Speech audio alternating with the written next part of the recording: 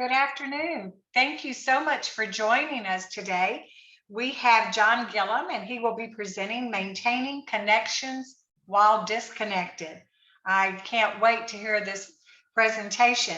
Just a few notes first. If I may ask you to go to the chat bar and put your name and your email address so that we'll know who's in the class. Also use that chat bar to ask questions. We may not answer it right away. We may not answer all of the questions, but we'll try to get most of those questions asked and answered for you during the presentation. We have a drawing that will be done at the end of the class, and the prize for this class is a case of 40 standard now that you have had a home inspection book. So we would need your email address when you win that prize, so don't forget to add that into the chat bar at the very end.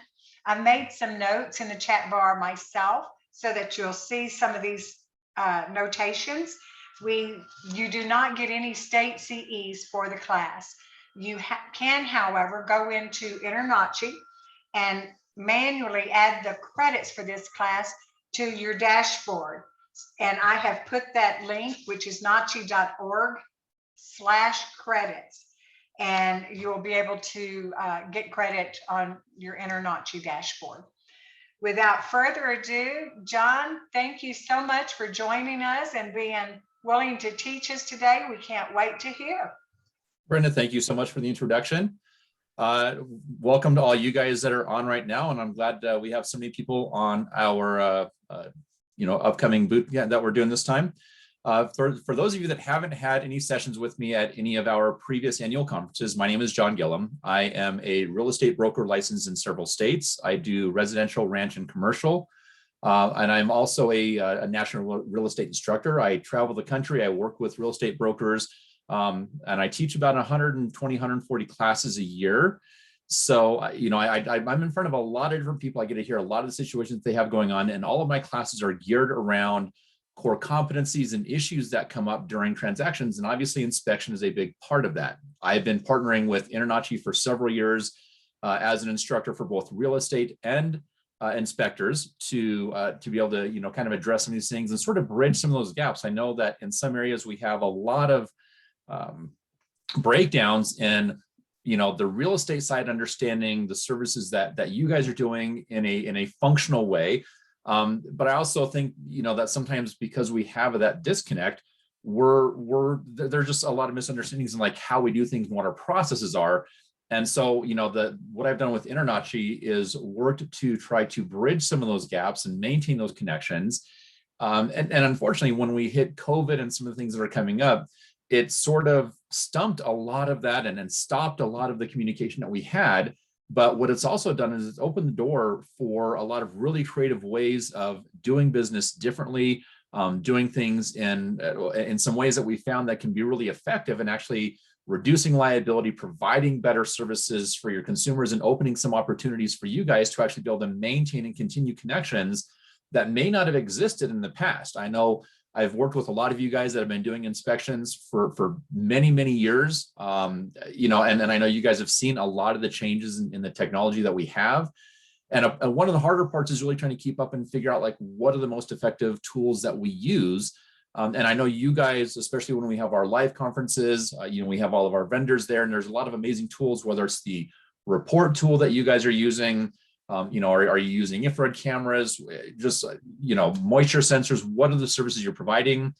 And we sometimes forget that there's other tools available to us, which are the connection tools beyond just email, beyond texting, beyond Facebook. And so I want to really sort of look at that. And we're going to do that by jumping into a few different topics today and looking at how we approach the business from a few different perspectives. So I want to kind of start by looking at how we set our first impressions, what we're doing to separate ourselves from our competition. One of the big things I want to focus on with that is making sure that our focus is on us. I think it's important for you guys to know your competition, to know what they do, to know what their services are, what their pricing is, sort of what the market will bear. But when you're marketing, the focus really should be on what you're doing for yourself to separate yourself off from the competition, not really speaking to them or about them in a negative way, but really trying to boost yourself up. We're going to look at how we can do some different things in marketing in our social distance world, ways that you guys can actually continue to make virtual connections and then continue those customer relations. And I think that the technology that we have now is opening the door for you guys to build stronger ongoing relationships and have more contact with the people that you've worked with moving forward in ways that we've just never really had before. And we're also going to look at some other tools that I see a lot of customers that they really appreciate, which especially right now, again, in our COVID time, of doing virtual walkthroughs and having video archives along with the written summaries of those virtual walkthroughs for the summaries. And one of the things that we're finding is it actually saves a lot of time for the inspectors, and it creates a safe and a really good environment because we're not waiting for the consumers to come to the property. That way the broker doesn't have to be there when the consumers are there. We're not putting too many people in the home. And it's allowing you guys to really hone in and focus on what you're doing and then be able to point things out to them in really specific ways. And then it also sort of opens the door for them to call and ask questions. We'll talk about some of the ways to continue to engage the consumer after the inspection. So some of the things, again, to think about on your first impression is, what is that impression when you do meet them in person? I think that how we present ourselves is really, really important. How you describe what your services are, what information you can provide to them, even, the box of books that we have of now that you've had your inspection. Those are things that I get those from my clients, even as a broker, whether the inspector provides it or not, just because it's something that it helps them to really understand a lot of the services around the property.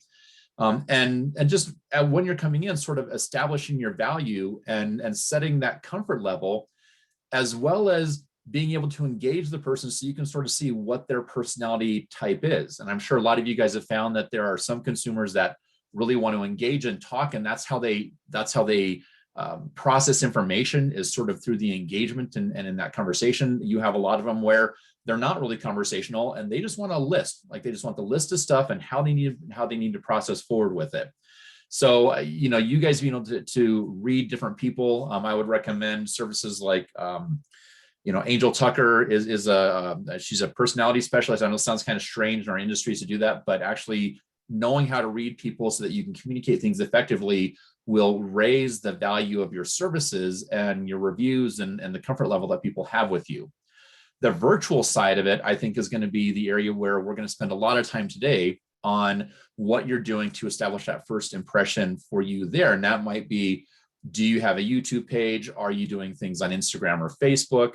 I'm seeing a lot of inspectors that are using other services that they're getting onto different forums. They've got TikTok pages, they're doing little short, brief informational things in there.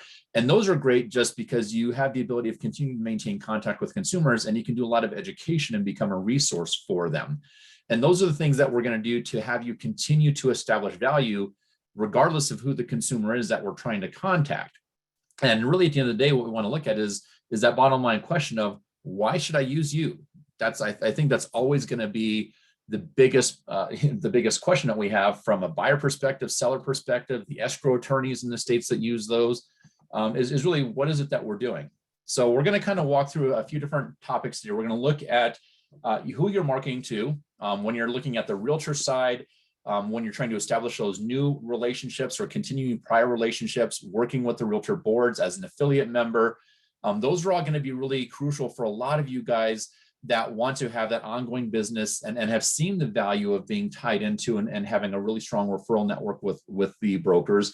But understanding our role as it ties into your role will actually provide you an opportunity to become a much stronger resource for us, because a lot of brokers and agents and realtors don't truly understand what the inspection is supposed to do. And it's mishandled on our side, which creates liability and it creates problems. And I think you guys have a lot of opportunity to step in and become educators and resources and supports for us to do a better job for our consumers, which, when you're that kind of a person for me, I'm going to lean on you and make sure that you're always top of mind when I'm sending out my referrals to my customers.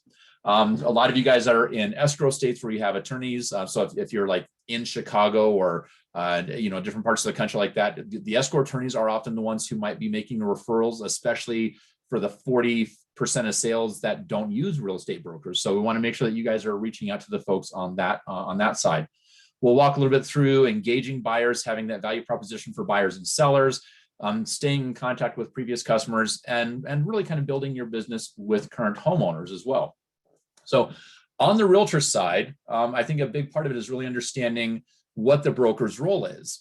And again, this kind of varies state to state, but typically our job is to bring the different services together for the buyer and or the seller to make sure that we're getting as much information to the consumers as possible.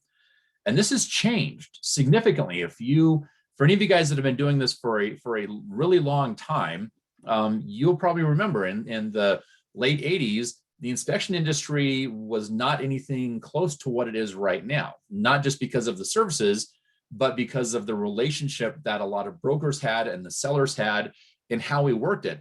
Inspections typically weren't recommended because everybody was working as a seller's agent. And so, I wouldn't be recommending services that could potentially damage my seller. Whereas now we have a lot of laws around disclosure and misrepresentations and allowing buyers to get discovery. And so that's why there's such a strong pull by the real estate community to lean on you guys and to make sure that we have inspectors that are, becoming more thorough. I know we had a lot of issues before where brokers were not wanting certain inspectors because you guys were deal killers. Well, we're actively changing that perception to where we want you folks that are really thorough, doing a really good job, offering a lot of services and actually bringing out all the information so that both consumers are actually protected better. So we're discovering that our liability is reduced when we have a really good, strong inspector on the back side. So that's really helping to build your value.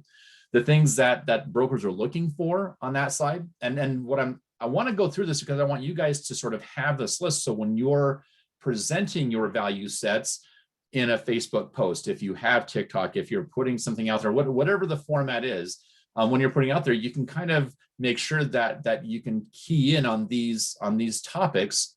So that you'll be touching on the phrases that we're looking for as brokers. But having really good thorough inspections is getting to be more and more crucial. We're seeing a lot of people who don't want just the cursory inspections. We really want you guys to have as many tools available to you so that the buyer is really getting as much information as possible, or even on the pre-inspection that the seller is getting as much information as possible. And we're going to talk a little bit about some of the issues that come up with pre-inspections in a little bit.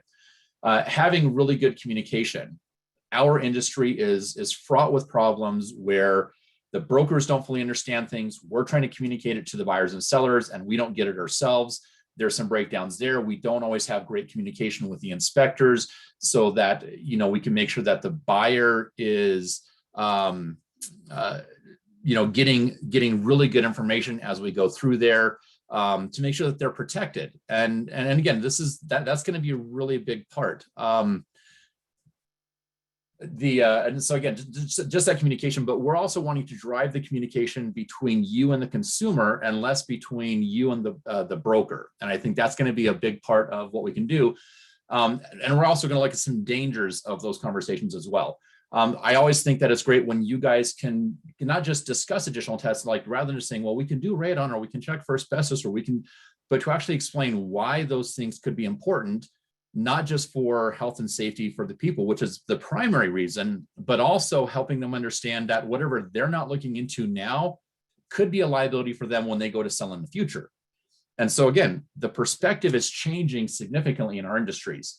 When I say stay in your lane, one of the areas that I know a lot of the inspectors that I work with, and when I'm working with InterNACHI, one of the things they hear consistently is how frustrating it is to have the broker step in and say, oh, well, that's pretty common here. Oh, well, that's pretty normal here. Oh, well, that's not that big of a deal. And I'm trying to get brokers to shut the hell up, to be blunt. Like, we need to stay in our lane. But on that same token, I want to make sure that when we're going through this, that, we're also understanding and respecting what the inspection is doing for us and helping us to identify the red flags so we can get further investigation. And where we have problems at is when inspectors will come back and say, well, I think you should be negotiating this or asking for this or doing that, when there might already be other issues in the transaction that you guys wouldn't be privy to. And it can cause some confusion, just like we should not be, making comments about the seriousness or, what's going on with things during inspection. We should not be dismissing things that you say. And again, a big part of it is educating clients. So we're not here to try to scare them away from the deal. We want to make sure that they're educated so they understand all of the aspects of the property. Being timely, I think that goes for all of us. Brokers need to be more cognizant of that. Having our inspectors be timely with what they're doing and when you guys are going to respond back with reports is really crucial. And we'll get to your questions in just a second. Being prepared. I can't tell you guys how many times I have had inspectors that have parts of the inspection that were completed because they didn't have, and I'm going to talk about this in the dislikes too, but when you're prepared, those are really good things. When you're not prepared, if you don't have a ladder and you can't access the attic, when your stuff's not charged, and so things are just left off of the inspection, that's not a great situation for us to deal with, especially in markets where a lot of our sellers are not allowing a lot of opportunity to come back and get further investigation or to have you guys come back again. Having photos and videos with good quality. I will tell you guys that, a lot of you are relying on older generation iPads or older phones, and the photo quality, I'm sorry, is not that great. And the video quality is even worse. And so when you're trying to point things out and show it, it's really difficult for us to be able to have that information so that the consumers can take it on to the next level, which is going to be the contractor, the plumber, the electrician, to really be able to see what some of those areas are that you've seen. Because I've had a lot of those cases where you'll point out and say, oh, well, there's a crack in the roof truss, or there's a problem with this, and the picture doesn't really point enough out. And again, I know a lot of you guys are doing really well with that, but we still have a lot of folks in our industry that aren't. Again, I've already talked about timely reporting. That's really, really crucial for us, especially right now in the markets where a lot of our sellers are shortening the time frame for us to get our things done. And what we're trying to remember and teach is that we're wanting to have your inspection done as soon as possible in the transaction. So I know the information that I need to go to for further investigation. Do I need to bring in the structural engineer? Do I need to get the electrician? Do I need to get the roofer? And I don't, we might not have that information until we get your inspection. And so if we're waiting on the inspection, or if there's a delay in being able to get you guys out there, then we're often running out of time to bring in that second level of investigation from the other qualified folks to get bids on that, which is then impacting the transaction and creating more liability for everybody. Having really good summaries. I'm going to go into that a little bit. For years, we've always had really good, strong written summaries. I know a lot of you guys have actually gone to a format where you have a completely separate written summary, which is a great tool, especially in some of the states where they've actually prohibited or limited inspections being given to the listing side, which is actually a protection for you guys. Like the buyer orders it, they get it, you get the summary, the buyer has the entire inspection, and then maybe the seller will just get the summary, but not the whole inspection, which is a protection for you guys and a protection for your intellectual property. Clarifying defect versus maintenance. I've had a lot of situations where we've had buyers and sellers get cross with one another over something that's a deferred maintenance issue. It's something that the buyer should understand is something they're going to have to do on a regular basis, and that it's not, a primary issue right now. It's something they might need to do right now, but it shouldn't be something that should kill the transaction. So, then the other one is sending the information to the client, not to the broker, right? We should not be the ones walking through the inspection and deciding what's important and not important, because we're not qualified to do that. Again, us staying in our lane, making sure that we're relying on you guys to do the services that you're really good at, is a part of why we probably shouldn't be getting inspections and having us read through it, unless the consumer comes in and says, hey, these are the things that, that Fletcher, that James said, are really important. I want to make sure that we can address those, as I go forward, and then we can either work together, or we can reach out and have, the further investigation with those things. And that's where also having a list of resources gets to be really important. Some of the things that we struggle with is telling consumers what to negotiate without having actual bids, especially right now. One of the dangers, I know a lot of you guys have some really amazing tools for for getting bids with some of the services you have. But I think we're seeing a lot of problems where pricing is fluctuating so much right now, and the time frame of getting things done is fluctuating so much right now, that a lot of the bidding programs that we have to get bids for that you guys are providing aren't as accurate as what they used to be. So we're, again, that's kind of a big struggle. Speaking without having tests, I can't tell you guys how frustrating it is when I go through and I have a more green or less experienced inspector come out and be like, oh, well, I noticed that there's a lot of mold up in this area, and I'm standing 10 feet back, just kind of being present, but trying not to engage. And like, that'll cue me. And I'll be like, oh, damn, that's awesome. Like, you've already, I don't know, like where you've pulled an inspection out of to, actually get the mold tested, but that's pretty awesome. If you could just like reach up some orifice and pull out a full mold report right now. And we all know that that's not the case. And so a part of it is, making sure that we're driving people to get the investigation and not making assumptions of what's always there. Missing things due to distraction. I know some of you guys are fine with having the consumer there with you during the inspection. One of the things that I kind of appreciate about COVID is that that's happening less.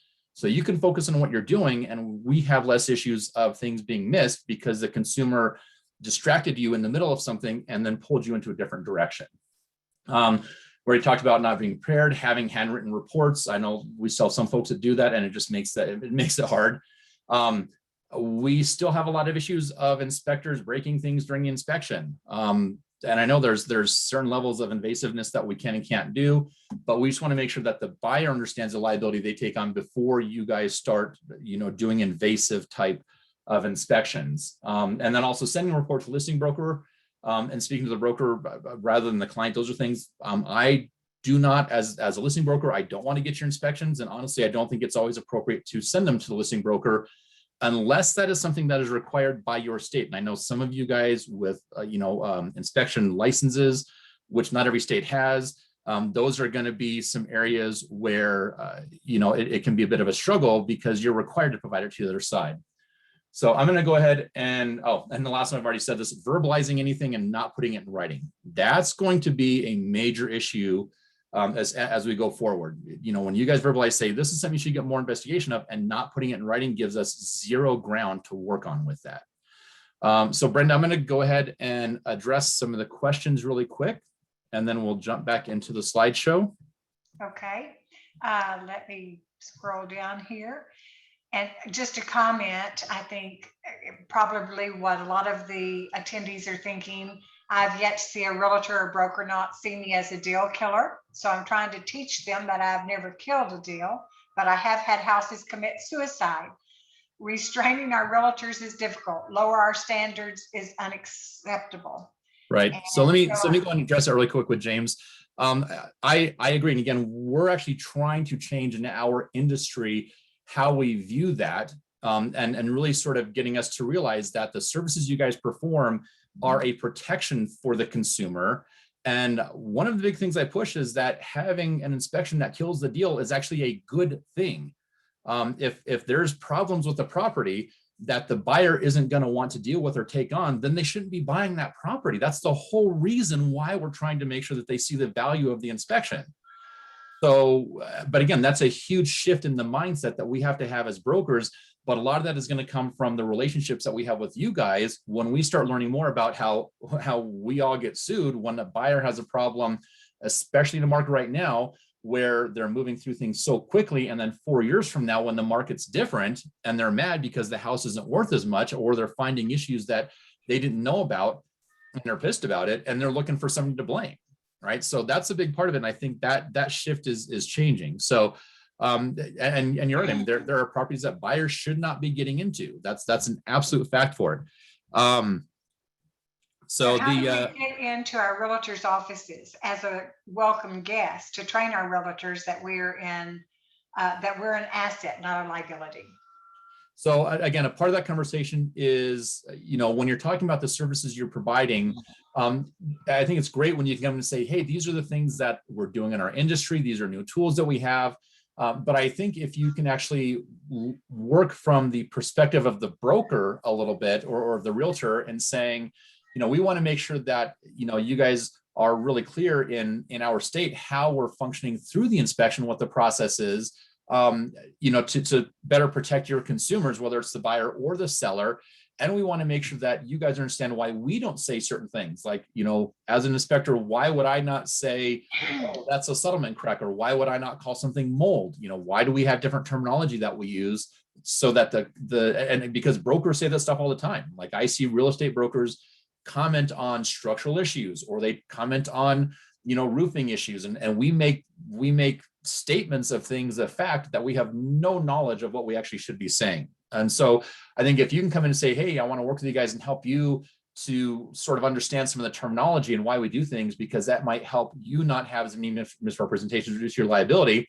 Now you're saving me, right? That's a good thing for us. So James also promoting pre-inspection certified homes, not gaining traction because the markets. Yeah, we're going to talk about that in just a little bit. New home inspections are a struggle. We have a lot of our new home builders that are actually prohibiting them from being done. They're also going to have a lot of issues coming back because a lot of our states that have the 1-year implied warranty. What I'm going to really, really recommend to you guys is if you're in an area where builders are not really supporting or even allowing outside third-party inspectors to come in, is offer a post-inspection, negotiate into the deal or work with the brokers and say, hey, let me come out and do a post-inspection. I'll come out 2 weeks or 4 weeks. They've moved in. We can check the fittings to make sure everything is working. I'll go through the house and then maybe even offer, and you'll see this in a little bit, maybe even offer like an 11-month inspection to come back out to see if there's anything that's come up, because in most states, there's an implied 1-year warranty on the workmanship. And so, there's ways of working around that, even if we can't really build in what we're doing on some of those. But even, again, doing that even on your pre-inspections, I think having the pre-inspection and then doing that you might do for the seller. And if you're in Washington or Denver or some of those areas, we're doing a lot of pre-inspections for buyers so that they can go through the transaction without having the inspection as a contingency anymore. But I still think that having the post-inspection is not a bad thing, just for them to be able to get a little bit more information on the things that they needed to be aware of. So any other questions from you? Oh, sorry, I got a little bit more. Inspection is supposed to be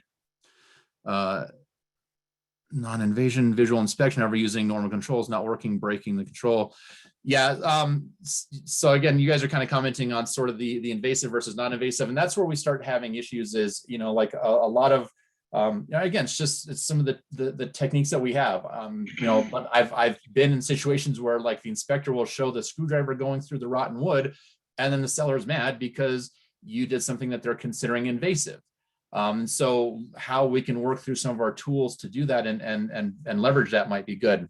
Scott was saying, I'd love for realtors to understand why we only open a representative number of windows and check outlets. Our time for the sake of all involved is critical. Find the get it done in 3 hours. So yeah, Scott, one of the I struggle with, and I've had deals where the seller has said, your inspector can come in for an hour, or your inspector can come in for 3 hours. Honestly, the size of the home, the condition of the home, I tell my buyers, like, there's not one set fee, there's not one set price. The more that we want to have them look into, the more it's going to be. But I'm also one who tells my buyers, like, you should be planning on spending between $1,500 and $2,000 as a part of your inspection. Now, the first chunk of that is going to be $450 or $550 or $850, whatever it is for the general inspection you guys do. And then the balance is going to be either for the add-on services of radon, asbestos, water, septic, whatever it might be, as well as also knowing that the only way for them to truly get contractors out there, that licensed contractors out there, is to pay them for their time. So I let them know, it's like, you're going to want to set money aside for a sewer scope. You're going to want to set money aside to pay the plumber, to pay the roofer to actually come out and do it, so that they're motivated to come here. So that's a big part of it. But making sure that they have the time to get it done, and that the sellers understand the time to get it done. Because the bottom line, one of the things I want you guys to sort of start presenting as a resource for us. And again, and you can do this. And I want you guys, as we're having this conversation, I want you guys to think, how can I do this in an online setting so you're not having to repeat it 1,000 times? What can you do to create a video segment, to have a post, to put something informational out about there? You can rely on the realtor industry. You can call somebody like me. We can provide you guys information or help you out with that, so that you can get it out to 1,000 people or 20,000 people in your market and say, listing brokers, You probably don't want to have a seller who's rushing the inspection, because if the inspector doesn't have the opportunity to discover things for the buyer and the seller misses that in their representations on their seller's prior disclosure form, your seller is still on the hook for that. If there's any misrepresentation or something that the seller may have forgotten about, that the buyer might be able to prove that they had knowledge of, your seller would still be liable for that. So you guys having the opportunity to really do your jobs well is actually a protection for the seller in these situations. So again, it's a very different mindset that we have to get into. When the pushback is you are paid for it all, though I find a tactful answer, especially realtors.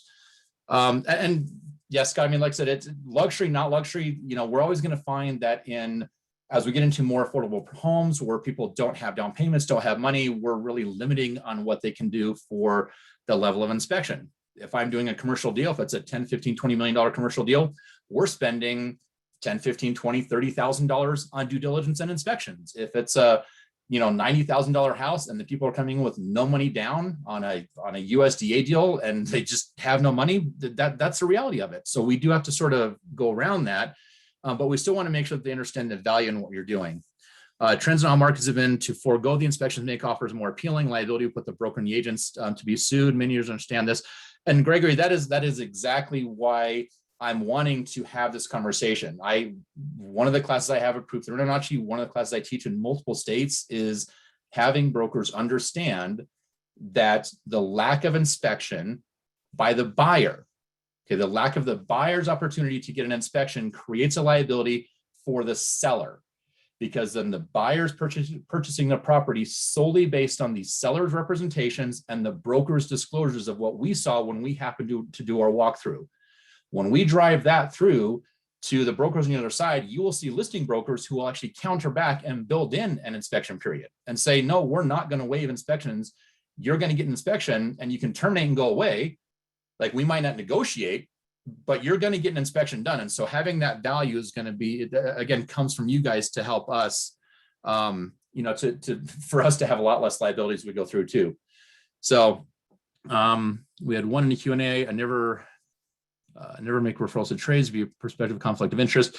So somebody was saying that you guys don't always like having referrals to tradespeople, and I don't disagree with it. It's the same issue we have. We actually have a federal law, RESPA, the Real Estate Settlement Procedures Act, that really puts a huge liability on us for how we make referrals. That includes to you guys, but you still want us to make referrals to you. And a part of it is what is the service that we're doing? So what I do is I don't make recommendations necessarily, but I will provide a list of resources. And so if you're on my list of resources, I'll have your contact information, your website, but I also like to know what your qualifications are so that when I'm providing to the client, I can say they've been this for 10 years, they've done that for 20 years, they're a master certified inspector, they've got these 15 certifications or this much experience, they're bonded, they're insured, here's what they're coming for, so that when the consumer talks with you, they also know, like, what are the other things that you're certified to test for, so that we can maybe wrap up more things. So that's when I talk about providing resources, that's what I'm looking for on that aspect of, having sort of a list of people out there. But you can be really clear in saying these are simply resources of people that I know can provide this in the area. They might be able to get it done timely, but I can't speak to the level of work that they're going to do, and I'm not going to take on liability if they miss something, because that's honestly one of the issues that we have on the real estate side is if I refer you primarily to go over there. So it's like, Jeffrey, you're asking a question. If I sent somebody directly to you and you're the one I say, well, this is my person, that's the one that I like to do all my stuff for, and you miss something, I'm liable for that under negligent referral. The fact that you guys are InterNACHI members is a huge benefit for you. And again, something to market. So when you're talking to a broker, you can say, if I miss something that the consumer ends up coming after you for a negligent referral claim, we as InterNACHI members, InterNACHI will indemnify you up to $10,000 of those legal expenses, which most of us as brokers have insurance to cover that. And so it'll cover our deductible. That's one of the reasons I love working with InterNACHI inspectors, is because you guys reduce my liability. If you don't know that, you can't market that. So you guys should also know kind of what your services are to go through. I spent 3.5 hours going over 20 square foot in the basement for 30 major issues. Client told realtor I was wasting time. Should have. Again, these are These are things that come up, and sellers are always going to have a lot more issue, especially as you find things wrong. And again, like we get new construction where we all know that they're cutting corners, or we get fix and flips where they're doing everything they can to just come in and make it look pretty. And it's just lipstick on a pig, and the house is still a piece of crap. So that's definitely see something. The questions I'm answering are in the chat. So one of them was actually in the Q&A section, not in the chat, Heather. So that's all I'm getting to. I'm just kind of going through the questions that are coming up in the chat that you just posted in, Heather. So you might need to click on chat, but let's go ahead and go back to the slideshow. So again, just some things for you guys to be aware of. And every state is different in how we handle our disclosures and what comes up. As realtor members, which is, I want you guys to clarify, there is a difference between a realtor and a licensed real estate broker, agent, salesperson. As realtors, we're actually bound to a separate ethical standard that puts us in a higher level of responsibility and a higher level of liability for what we're disclosing to our consumers. Now, again, states always have requirements about material defect, what we have actual knowledge of. And a part of that is also realizing now that a lot of states are saying that if the broker worked with the buyer when they bought the property, and then 5 years later, I'm helping them sell the property, if that inspection was passed through me, I have knowledge of what's at an inspection. So even if the seller, which was previously the buyer, doesn't have that, I should probably still have it to provide back to the seller so that they can make full disclosure of the information. Otherwise, I'm on the hook for that. So they're really coming down hard on the real estate side of it for our liability and the disclosure side. But you guys understand, and again, every state's different. So you guys actually reaching out and talking to people to understand where those lines are can help us do a better job. Because if I'm now obligated to disclose, but I say something stupid like, well, there's mold in this corner, or there's a settlement crack, or there's a major foundation issue because I see a crack in the foundation. I don't know if it's major or not. That's why we're wanting you guys, or that's why we're looking at bringing in structural engineers to answer those questions for us. On the liability side, for us as brokers, is to understand that if there's something that I can see that the other side can also see, and I choose not to disclose, or I don't know to disclose, I'm going to have a complaint for non-disclosure. But if I see something that is then covered up by paint, by snow, if it's covered up and I don't disclose it, now I'm actually liable for a fraud claim, which isn't covered by my errors and omissions insurance, and it creates a much higher level of liability for us. So, Heather, that might be the case that the questions may only be seen by us. So I apologize if that's the case. So again, educating brokers on the use of inspections so that we understand really what it's supposed to be. One of the things that I really wish we can get across to inspectors or to the real estate side of it is that your guys' inspection is a great opportunity for us to see the things that we should be getting the further investigation in. As it says on the bottom of every single section of your entire inspection, what I shouldn't be doing is reaching up some orifice and pulling a number out and saying, oh, why don't we just ask for this as a quick negotiation? That's completely inappropriate. We don't know if the issues are how serious they are until we get that further investigation. And that's a part of where we can rely on you guys a little bit in going through there too. On the referral process, as far as how you get to be referred by brokers, again, the more you're out there, the more active you are. So if you're reaching out to them on Facebook, if you're reaching out to them on Instagram, do a little cyber stalking and get those contacts. But it's not just the one-time communication. It's not just the, hey, here I am. And it's not just stopping by the office and bringing your card with a Tootsie Roll on it, especially now because a vast majority of brokers aren't working in the offices right now. They're just not. So you can go into an office and you can look in the mailbox and there'll be 20 different flyers from all kinds of different inspectors and lenders and home warranty companies, all of them with a Tootsie Roll or a sucker attached to it. And what happens when I come in at the end of the month and pick up my stuff for the first time? It all goes in the trash. So it didn't do you any good for that one-time contact. So being able to reach out and get to us and establish that value and talk about education, or reaching out to the office or to the association, being able to provide education on that aspect is going to get you a lot more exposure really quickly for a lot less money as well. So, sort of going through that, but you guys understanding what we're looking for when we're referring, again, is I want somebody, if I'm doing it the right way, I want somebody who's going to do as much as possible to make sure that my buyer isn't getting screwed and that I have less liability. So when you're approaching the conversation from that perspective, and you can sort of be blunt about it, then things are going to be very different. When you're working directly with buyers, again, understanding that value proposition of, I'm not here to, to try to kill the deal, but I am wanting to make sure that you have all the information you can to make a really good informed decision and to know what you're getting into so that you don't have surprises later. That's one of the biggest aspects of it. And a part of that education process is I've been trying to really teach consumers and brokers and everybody that a home inspection in most of the states and how we handle it is very similar to like a phase inspection. So for those of you guys that are certified commercial inspectors or doing environmental work on that, I use that analogy of you guys are coming in, you're going to bring the knowledge that you have of the property, you're going to look at what you discover on the visual inspection of it. Much like a phase one inspection is going to come through and see what you identify. But the part of that is when I do a phase one in a commercial, it's knowing that we're probably going to have recommendations for further investigation that the consumers are going to do. Like, it's just a part of it. We know that we're going to get invasive inspections or we're going to get further looks into things. And so we need to be more educated on the home inspection side to just have the consumers and have the brokers know that there should be a second part of this. It shouldn't just be a one-sided deal on just your inspection. On the seller side of it, again, a lot of you guys are doing a really good job in getting out and marketing pre-inspections. When you're talking about the pre-inspection, being very upfront to the consumer, to the brokers, to just in general, that there's goods and bads with that. If I'm working with you and you're an awesome inspector who has amazing tools, you might find 30 more things, small, big, whatever, that maybe a different inspector who's coming in, that's still using tools from 10 years ago, that they're not going to find.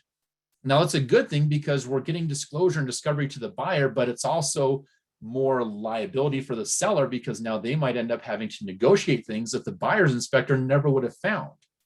So we've got to really make sure that we get that, because if that deal falls through, everything that you guys are disclosing to us as potential defects, the seller now has to disclose to every future buyer from that point on. So again, there's some good and bad. It helps us to deal with things, to know what we have. We can get them addressed. We can get them fixed. But we're in a market right now where sellers are looking at it saying, what, other than trying to keep the deal together, I've got 15 other buyers. I don't think I really need to worry about this buyer walking away because I've got a backup offer for more money. So, how we leverage the value of the pre-inspection to that person is really, really important. But again, in a lot of your markets, it might be shifting away from the pre-inspection by the seller to the pre-inspection by the buyer, and having the buyer actually come through and say, hey, we're going to do our inspection prior to offer. And again, a lot of your markets where you have like coming soon listings, or we're going to take offers for 4 days, or whatever those situations are, that's an opportunity to get a pre-inspection for the buyer so that when they make an offer without the inspection provision, it's because they've already had the opportunity, not that they waived it. So it's a very different perspective to take in what we're doing. So when you're marketing yourself to the buyers and to the sellers, what are you doing to kind of separate yourself off? Are you certified for mold? Can you do radon? Are you doing water quality and septic? In a lot of our areas, and water quality is not just a thing for people in rural areas on like small shared wells or wells or little community water systems. We're seeing a lot more issues where in a lot of our city systems, there's still hard water. There's a high level of fluoride. There's a lot of stuff going on that if you guys actually would do a water quality test for us, we might actually be able to work with the consumer to say, hey, you would be better served by getting in a certain kind of filter or filtration system or whatever it is, so that we have fewer issues of sediment settling in tanks or build up in the lines on your inflow radiant heat or in your tankless water heaters. And so all of that stuff can be really good for us to help our consumers know how to better protect themselves later. Again, what's making you stand out? Can what's your background? What are your certifications? What testing are you approved to do? And for me, one of the bigger things is what tools are you guys implementing? And there's a lot of things that we're seeing that some of you are adopting, and I think it's amazing. that you guys are working to actively stay ahead of the competition and to stay current with what the market is. So there's a few things I've got up here that a lot of our inspectors still aren't doing.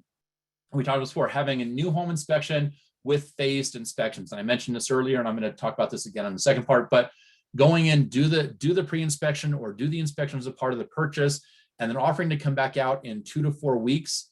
So you guys can upcharge, you can pay it up front, or they can have additional services.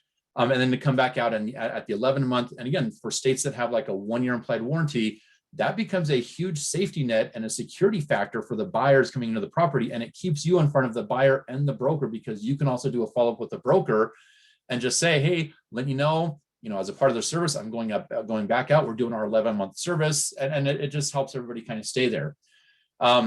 Doing virtual summaries on your walkthroughs has become a really, really crucial tool for a lot of the folks that I'm working with, and a really good tool for them when they're trying to go back and look at it. Because if it's simply just a written summary with maybe one picture in the back, it may or may not be as functional for them. But if as you're going through there, when you can go through it, and I've got in here, use a gimbal. When you're doing the walk through the house, if you can have a really good stable image with a good quality image, that's going to make things a lot easier. So when you're doing it on the gimbal, it makes it really nice. You can zoom in, you can point up, it's got a really good stable image, and you can describe, here's what I'm seeing, here's what the concerns are. So you can sort of restate what the inspection is going to do. But for a lot of our people, they will go back and look at the visual side. And so when you provide the digital inspection, if you send it to me online, when I get to that section, I can click on a link, it'll take me to the video. And then if that's something that I want to have the plumber, electrician, roofer, whatever, go look at, I can simply send them that link for that one small portion of the service that I want to have looked at. It's also great because then we have something evidentiary to show that the buyer had knowledge, that it was disclosed, that we're covered. And I think it's just a really good protection for us all the way around. For a lot of you guys that are doing REO or vacant homes, or anything where services aren't turned on, and again, this is where you have to sort of look at, like, what's your liability? What are you comfortable with? How does that stand for you? But being able to take an air compressor out to check to do a pressure test on the water system, to do a pressure test on the gas system, even if there's no gas line or propane tank connected, we can still pressure test the systems to verify that they're working on at least that side. Having a generator and again, you have to determine your level of comfort with this. But having a generator where you guys can test the electrical systems and make sure that things are working and functioning, and where we are on those things, that's a really crucial thing. And so when I'm working with folks that are buying vacant or REO properties, those are services that I'm recommending to them, to find somebody who's willing to do that, or that has a relationship with either a plumber or an electrician that will do it for them. A lot of you guys are using drone. If you're not, I highly, highly recommend looking into it. But you also have to get your FAA certification to do that. There's a lot of issues that come up with that. You've got to make sure that you really understand that. But what I'm looking for is not just the roofing inspection. I think that having, I don't disagree. If the meter's still attached, it can be a big issue. I agree with that, Robert. But getting beyond just the roof inspection, because with the drone, you guys can also look at, are there gaps in the siding? Is there something else that from the ground visual inspection that you would not have been able to see? Are there issues with the soffit? Is there ventilation issues? And maybe even getting a little bit further back to look at the property to, because maybe there's something that you can see that maybe, might not have been seen before, discoloration in grass or anything like that, that could be an indicator of other kinds of issues. And if you're using infrared, one of the things that I just bought a house this last year, pitched it to the inspector I work with. It was something that they hadn't been doing. A lot of folks are using infrared for very specific systems, like you're checking the electrical panel, you're checking very specific things. I asked them, how much will you charge me to go ahead and do a full infrared shot of the whole house? And when they were going through it, they're like, wow, I realized that now I can see where we have insulation issues. There's differences in insulation values in the ceilings. Here's where you've got some heat loss at. On the outside of the home, I realized that there was a heat loss coming from this area that was covered up by the siding. I couldn't see that. When I went back into the crawl space, I was able to see what was causing that. I had a property in Vail where they discovered a very small misting leak inside of the wall on a third floor bathroom that wasn't visual. You couldn't see it at all, but they were able to see the moisture signature, the coolness on the infrared, and they called it out and they were able to fix that. And that property alone, it was a $12 million home, 3-story home. Had they not caught that, those buyers were not planning on coming back into the home for several months. So there was a chance that that could have caused hundreds of thousands of dollars worth of damage. And so that was a huge saving grace for those folks. So again, those are things to kind of look at. Even walking through the house and having a blacklight to look at like pet stains, like are they representing that they've had no pets? Maybe they didn't, but maybe the previous person did, or things like that. There's a lot of things you guys have tools to do that can help us when we're moving forward to make sure that the buyer's really protected in a way that we've never thought about before or done. On your testing services, again, what are you certified for? We're seeing in a lot of states where septic is now being required, and it has been for a while in some states, and it's newer in other states where we have to have an actual septic certification approved by the Department of Health, with people that are also approved by the Department of Health to actually transfer the property. We can't even do a transfer of property until that's done. And I will tell you guys, I struggle in those states where the same person who's pumping the septic and is going to be bidding to do the septic work is also one of the only ones that's qualified to do the septic certification. That's a huge bias for me. I don't like it. I think it's bull when that's the only place I have to go to, because inevitably there's always something wrong. Yet when I brought in, unbiased third-party people, it's a very different perspective. A lot of times it's not the issue that they said it was. Again, resources for contractors without bias. We talked about that before. I know some of you guys struggle with that. From the broker's perspective, I might not always know service providers for the things that you guys are pointing out when you're going through here. And then for continued relationships with your people, getting the new home, again, I talked about this before, the new home with phase inspections, that's a continued service. And then I would say add on to that and do annual or biannual reviews with maintenance schedules. Go out and kind of talk about, like, let's do a quick thing. Let me walk through the property every 2 years with you to talk about the deferred maintenance that I mentioned in the inspection, so we can come out and see, are you at a point where it's getting to be an issue, so that we can actually keep up with the things that we have, so you don't end up having these things be material defects later that cost you a lot more. Again, having uploaded video content. If you guys go through, there are a lot of you guys that are doing this, and I think it's a great service. And you guys can see Ben does this a lot, and like there's a lot of videos where he'll go out and he'll talk about things that he's seeing in different properties. I would say try to do it in a way to where you're not showing what the whole property is. Like if you're on the roof, focus on that one spot. If you're down in a certain area, focus on that one spot. Try not to actually create biases about the home itself, because people in your community might know that house.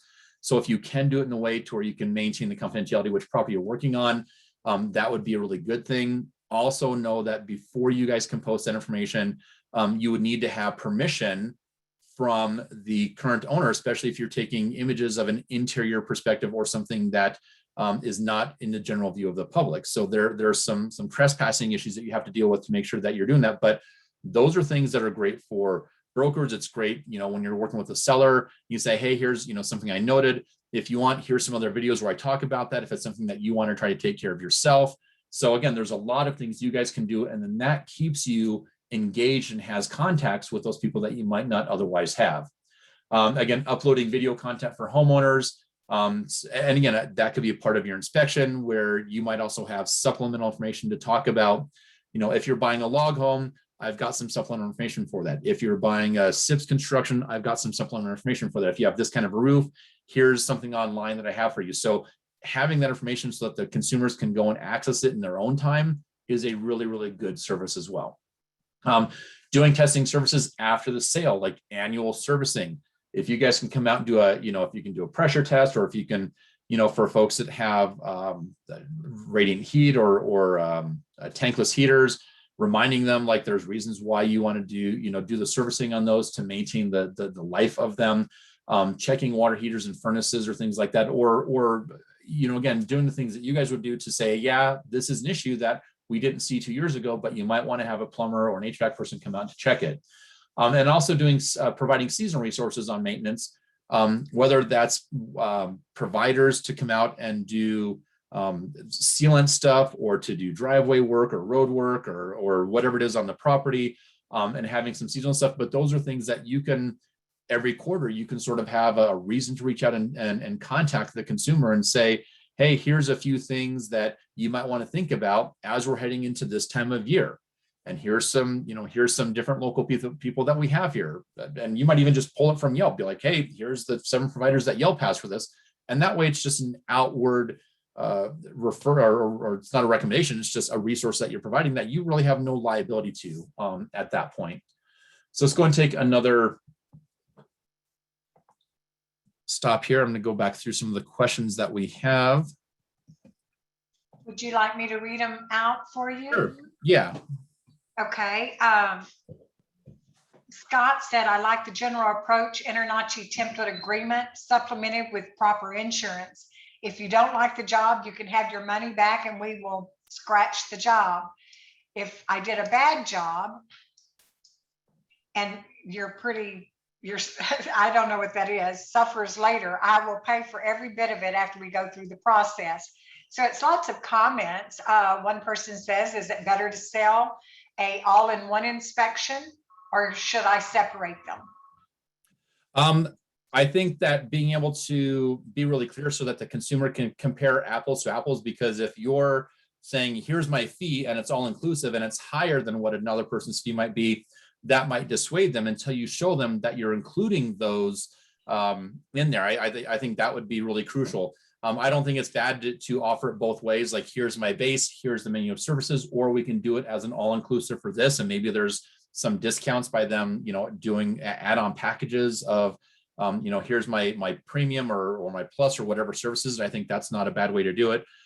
James White was saying, like, when you're talking about having, a lot of you guys are talking about like hold harmless or things like that. And I'm going to tell you right now, especially in the states where you guys have licensure, we're looking more and more at competency claims. We're looking more at what you're doing, and having language that indemnifies you or is a hold harmless against you, or even sometimes even against the broker. When it comes down to it, it really doesn't have a whole lot of bearing or weight to it if they can prove that we were negligent or incompetent or outside of our scope of service. It really makes no difference. They're warm and fuzzy clauses, but they don't really do anything when we're being held to that. If you guys do want to have a really good resource, InterNACHI has legal counsel that has actually drafted a lot of the clauses, a lot of the language that a lot of your formats use. So you have an amazing resource with InterNACHI on protecting yourself on those legal aspects. So Hiram was asking, where do we post the videos? Spector's horrendously slow in uploading. I'm going to walk you, and I think somebody commented below that. Yeah, there's a lot of them. I'm actually going to give you guys a whole lot of different social media sites that you can go to. And what's kind of nice is if you're wanting to really build your efficiencies, you have kind of like list hub services where you can present it on one area and it will push out to 10 or 15 different forms of social media for you. And you don't have to do anything other than just that one posting on it. I never make further trades. So let's go back. You have several there that are dealing with a hold harmless clause. So I think you've answered that very well. And I think they are just commenting on it. Right. Is it better to sell the all-in-one of the package? I got that. The hold harmless clause. All right. Now I'm going to go back to the general comments so now I'm going to go to the chat, the ones that you guys can't see. So Timothy talking about the Pacific Northwest. Like I said, I just did a class 2 days ago for the Seattle King County Association Realtors, and we talked about that. We talked about multiple offers. We talked about some of the services that they have up there. And again, this is something that you're seeing. They have forms that allow for pre-inspection. It's something that we're really trying to recommend, either a pre-inspection or a short time frame for the buyer to do an inspection afterwards. I do agree that inspections, and especially pre-inspections, have been non-existent.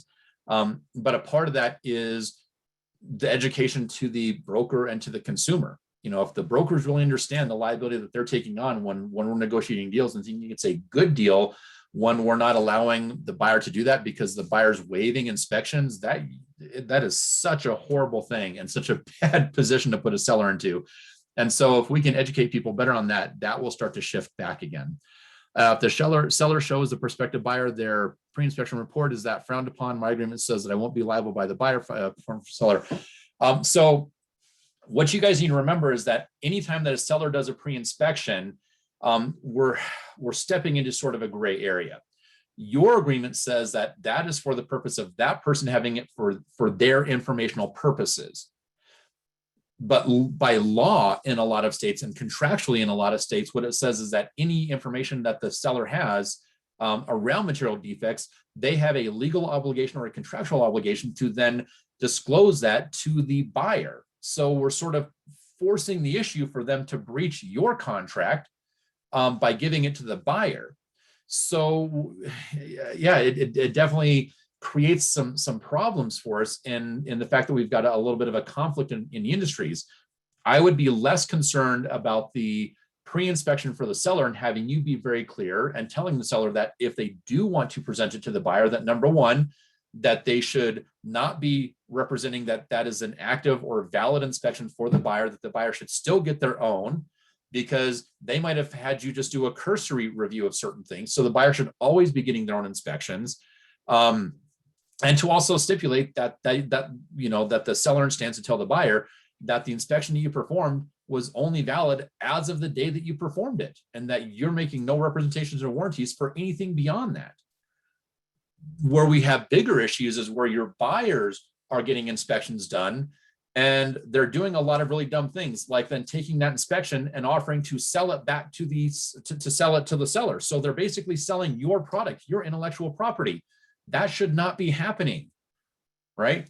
We need to be clear, and a lot of the buyers don't understand the agreements that you guys have in your inspection. I actually had one of the bigger attorneys in Colorado who said, well, if I have an inspector who's saying that, they shouldn't be giving the inspection to the seller for the seller to use for the next buyer, I would really question their integrity. And I flat out called them out and I said, are you fine with me taking whatever information you give me in this deal and then giving it to somebody else 4 months from now and using your language and your pictures? And he's like, well, no, you legally can't do that because they're my clauses and that would be plagiarism. And I said, yeah, no shit. Sorry for being blunt, but it's the exact same thing.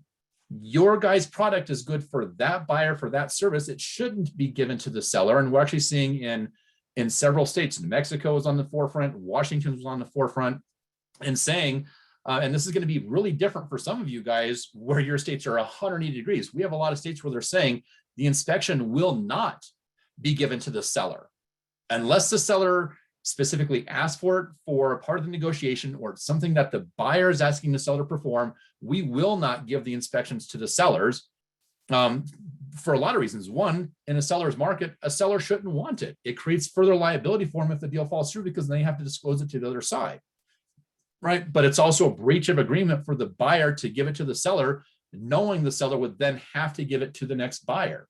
The breach of contract is not on the seller. The breach is on the part of the buyer who hired you and then shared your intellectual property. So you guys need to really be doing more to protect yourselves and clarifying and getting even legal counsel or the people in the industries that we're working with to realize that you have an ongoing liability when people take your reports and represent that it's still valid for future things, or when they're taking your information and sharing it, or even more so selling it without your permission. So there's a lot of things in there that I want you guys to do to really protect you, because your information, I need to realize I shouldn't be relying on that 2 months from now either. So if the seller shows, is there a 14-day limit on getting inspections done after the offer is made? No, every state is different. Every contract is different. Some states have default numbers of days that you can get that in. But that's typically something that is a negotiated term in every single contract. And again, we have some in some markets where they're actually wanting the buyers to get the inspections. They'll say, we're going to go on the market for 10 days. Any buyer that wants to make an offer needs to get the inspection done before they present an offer. And we have other markets where Like for me, I try to give like 14 to 21 days. And sometimes I'll say within the first 10 days, I'll get my general inspection done, but then I build in an additional week or 2 weeks to allow for the opportunity for further investigations. Other states, that's a given. In Washington, if I present an inspection objection and it triggers further investigation, then I automatically in the contract have an opportunity for that further investigation if I use the right form. And we have a lot of other states that do that as well. So there's no given time frame on a national level. Sellers sell as is to keep from divulging as required. How does that affect the liabilities between the brokers and the inspector? So Robert, sellers that think that they're selling as is have no idea what that actually means. In most areas, again, this is not always, but in most areas, in most states, sellers have a legal obligation to at least disclose latent defects, the things that you can't see even with a general visual inspection, or that the buyer might not see when they go through there. Other states have a requirement where the seller is supposed to disclose anything material that they have knowledge of, and you can't waive that off.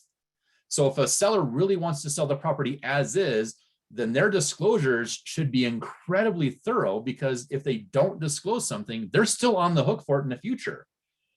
So in a lot, like I'll use Colorado as an example. In Colorado, their contracts actually say that the buyer is taking the property as is, where is, with all faults. But what it says prior to that is subject to the other provisions in the contract, the buyer is taking the property as is, where is, with all faults.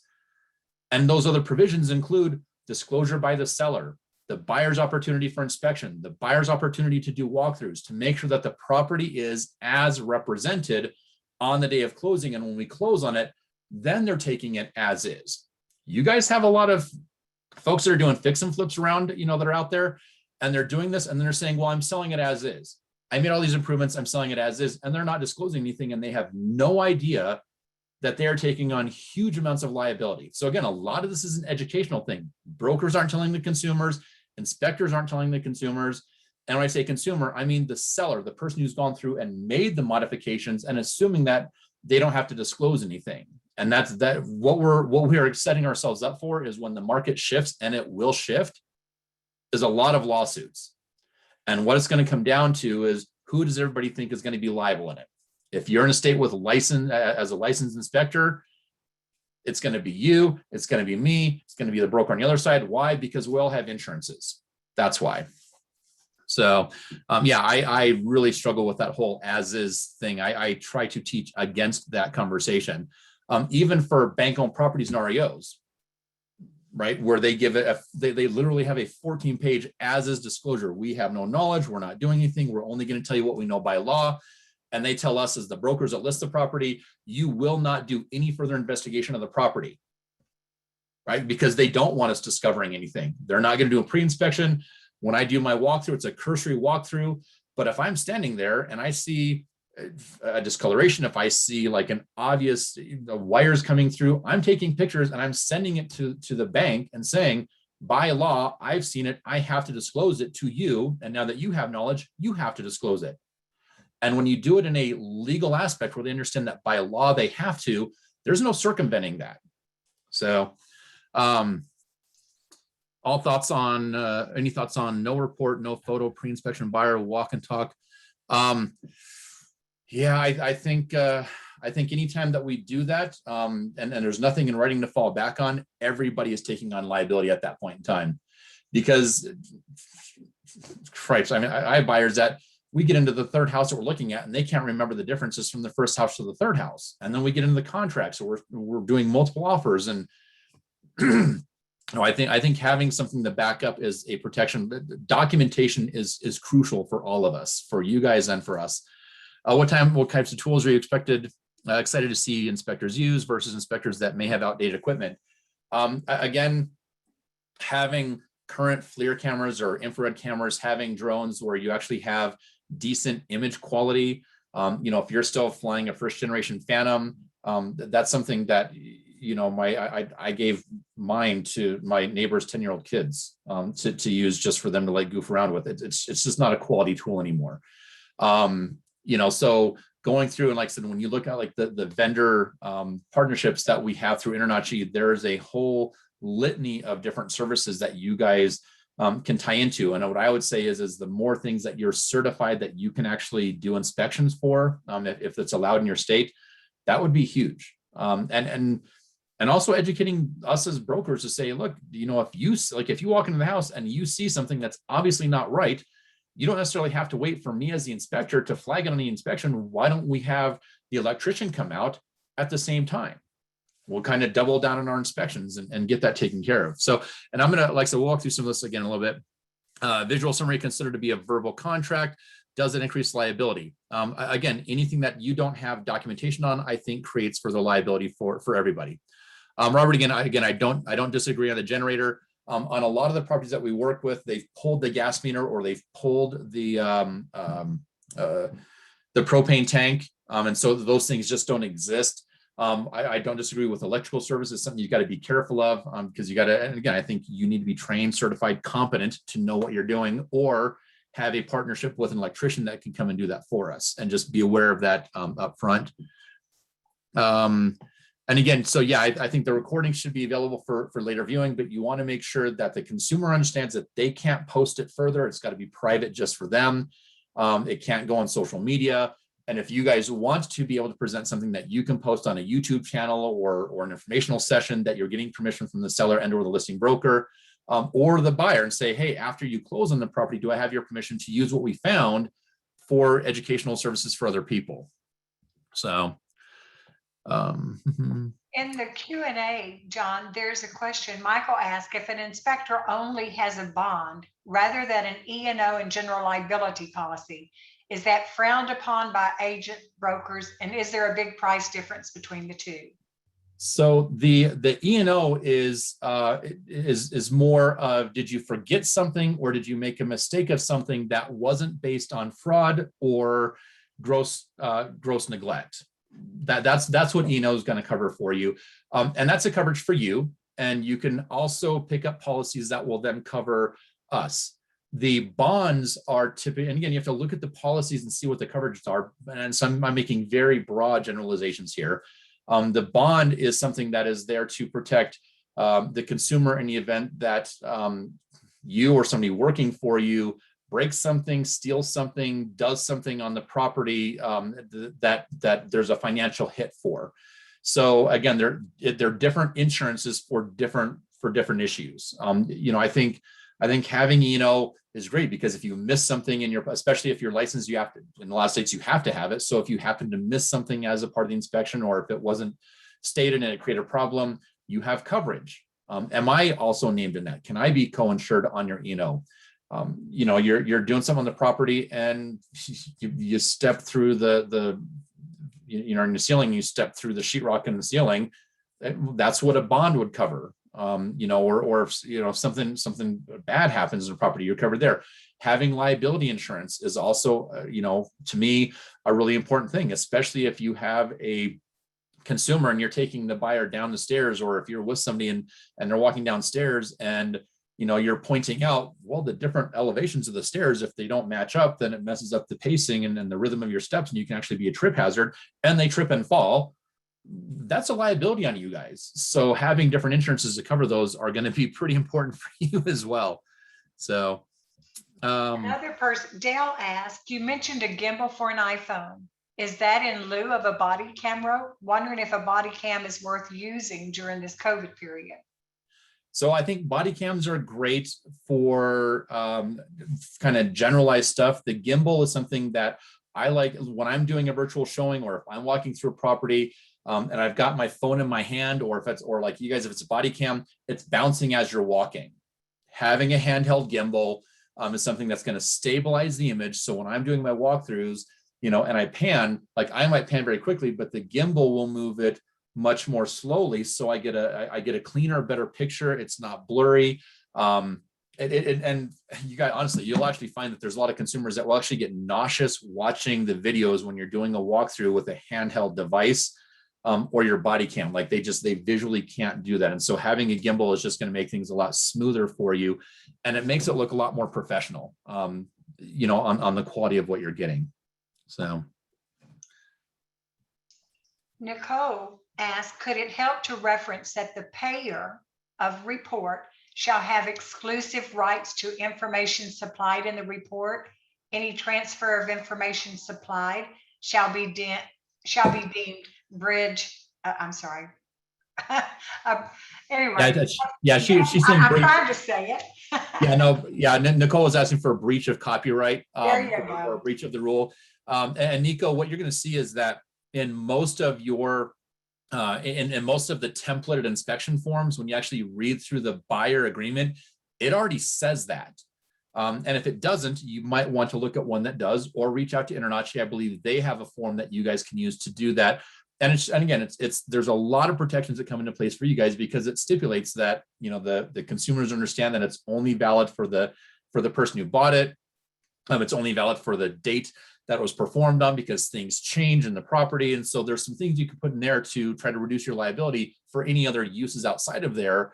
But it does also create an opportunity that if they decide to sell it to the seller, or they decide to sell it to a future person, you have the same copyright protections as a professional photographer would have if I got the photos and then I sold them to somebody else to use for a future listing for a future purpose. There's copyright protections that come into play with that. British Columbia, you're in a huge seller's market right now, where inspections are being waived. And I get asked to do a walkthrough with a client with no inspection report, just verbal observations. Again, that's sort of the same thing. I get it. I understand it. I know in a lot of those markets that's sort of what they're coming down to. Again, I think if the sellers understand the fact that they're taking on liability for anything that they might have missed as a part of their representations when they're forcing the buyer to waive the inspection, that will probably change. And in a couple of years, we're probably not going to be in a seller's market, right? Things are shifting. We're seeing those changes happening right now in some of our markets already. And as we shift more into a buyer's market, you guys need to be prepared for the fact that the buyers are going to have a lot more control in the situation. They're going to be wanting to get and having the opportunity to get all kinds of inspections. So I would say you guys should be taking this time right now to gear up on your education, your certifications, the services, and adding services that you can do, because when we shift back more into a buyer's market, the buyers are going to have the opportunity to do a lot more work and a lot more investigation in the property. So is the buyer legally required to provide any reports that were done simply, or the information for the reports? So Sheldon, that is a state-to-state issue. You'd actually need to check with the laws in that state, because some states do require that the information is provided over. Some states contractually, because they know it damages the seller, have actually written it to where it will not be provided over. I struggle with this. You know, one of the things that I always recommend to brokers is, if I get the seller's property disclosure, and if I'm walking through as the buyer broker and I see some things that I'm not sure about, and I say, hey, you might want to get further investigation of that, I'll often go ahead and get permission. I'll take pictures of it or video of it, and I send what I've seen along with the seller's property disclosure to you, because I want to give it to the more qualified professional who's going to come through and actually review those items to look at and say, here's more information about it, or yeah, you really should get further investigation of it, or yeah, they said they fixed it, but they really didn't. They painted it, but they didn't do anything else. Like, those are things that you guys might be able to look at. But in some states, my understanding is that we're not allowed to do that, because that is interfering with your process as well. So that's a really tough question for me to answer, because every state has different guidelines on how that part gets handled on the sharing of the information. Does the real estate agent ever hold the home inspector harmless on their policy? No, and unfortunately, it's not something that we're able to do, because we're not the ones engaging you. So it's a little bit, I know this is kind of weird. If I am the one who's recommending you, then I take liability for that recommendation, and then you're kind of on your own. The only time that it would sort of go the other way would be if you were recommending me as an agent. So the liability sort of falls more on the recommendation side, and it typically doesn't go the other way. Anigo is saying sale of certain articles prohibited, does apply. No person shall sell or market any manner whatsoever. Also, you're just taking that from your contract. So I appreciate that. And then let's kind of go back over here. When we do pre-listing inspection, the seller fixes issues, and we do a re-inspection amendment. Yeah, somebody was talking about that, and that's one of the reasons why I really like pre-inspections, is for the seller to fix it. But we've got to remember that in many states, the seller will still have to disclose what they fixed. So, at that point, it should be done with the intent of knowing that the seller might end up having to give the inspection along with the list of the things that have been fixed. That actually upsells the home, and it adds more security for a buyer coming in. If you say, well, we had inspection done, a pre-inspection, and we fixed everything, and then the seller is refusing to provide that to my buyer along with the list of the repairs made, that feels sketchy. But again, it's, we have to look at what their agreement is with you guys on that side. Does the report need to be disclosed or just the information from the report? So Sheldon, again, that depends on the state.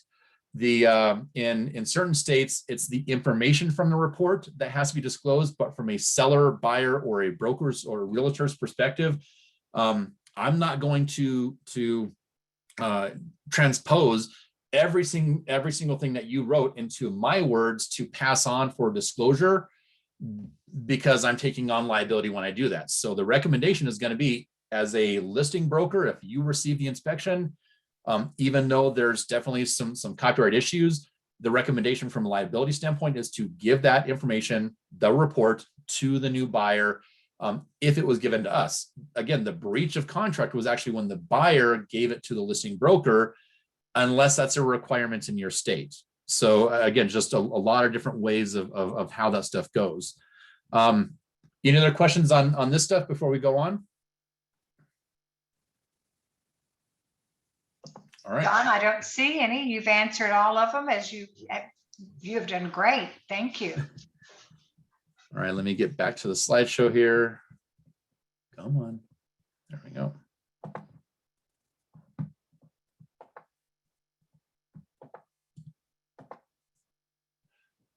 So as we've gone through, when I talk about what is your brand, and when I say brand, I don't just mean like your company name. I don't mean the franchise services that you work for. I mean, for you, what is your brand? What is it that you want people to remember you for? Why am I hiring you? And how are you making sure that you're always going to be top of mind? So you being able to identify yourself and having something that separates you from the rest of the crowd is gonna be really, really important when you're moving forward, especially as we start getting into markets where we have thousands of inspectors that are working out there. You want to make sure that you stand out, and whatever you're doing is also going to be valid for you. So when we're looking at tapping into social media aspects, again, I mean, here's either, so this was an article I pulled on the top 100 apps. This actually was from 2020. But I got it at the end of 2020. If you guys were in the session with me last year, it's the same list that we had. A lot of them are games, a lot of them are like different things. But when I'm looking on here, you can see Instagram, you've got Twitter, there's Snapchat, Facebook, Dropbox. Dude, if you guys are using Dropbox or Google Docs or anything like that, or have a Google Drive, those are really great services to put your information into and then give a secure link to the consumer so that they can go in and access the information on that file. And then you can also document and see how often they've gotten into it. Did they download it? What have they done with it? Having a YouTube channel, I think, is great. If you're going to use, going back on here, let's see what else we have. Tumblr. The T in the bottom of the 100 is for Tumblr. You've also got like MeWe or other sites, Patreon, which is a paid site. This is going to sound kind of funny to some of you guys. OnlyFans. OnlyFans is typically used when people are selling more private parts of themselves online. But I've seen a lot of brokers and other professionals that are using that for paid subscription services for people to get information from them in a professional standpoint. So just kind of using these, understanding how, what's out there.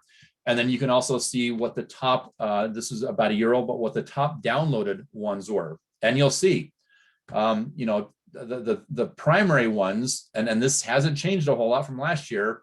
Twitter, Snapchat, Facebook, Instagram, and TikTok are going to be the primary ones that people are using. And every single one of those allow for a video, a story, a video feed, conversational pieces. Here's where I'm at today. Here's something new that I just saw. And you can have it to stay on there, or you can have it to expire within 24 hours. So again, there's a lot of things that you can do to continue to market and promote yourself. You can do a Facebook story, expires in 24 hours. You can do a Facebook post, and it's always there. Instagram is always going to be there. Again, TikTok is something that some of these are more generational. So I'm probably talking about some of these that you're like, I have no idea what the hell that is. That's okay. It's something to look at, but if you can, if you're using these things, one of the things I also tell you is set aside and have a separate business account for what you're using these services for. You probably don't want to have like a Facebook page, or if you're a little bit older, you might have like a MySpace page. I'm just kidding, a lot of us don't really have that anymore. But whatever, or if you have a Twitter that, like, if you've had a Twitter account for 20 years, you need to remember that any of that old stuff is still accessible by your consumers. So when you're posting things, having a separate business page that is not tied to your personal page could be really important. If you've got different views on stuff that's going on socially, if you have your, I don't know, spring break pics from 1984 or your bachelor party, you might not want your consumers seeing all of that information in a professional context. So just understanding the services that are out there is really key for you guys as well. So I want to go and answer some questions on that.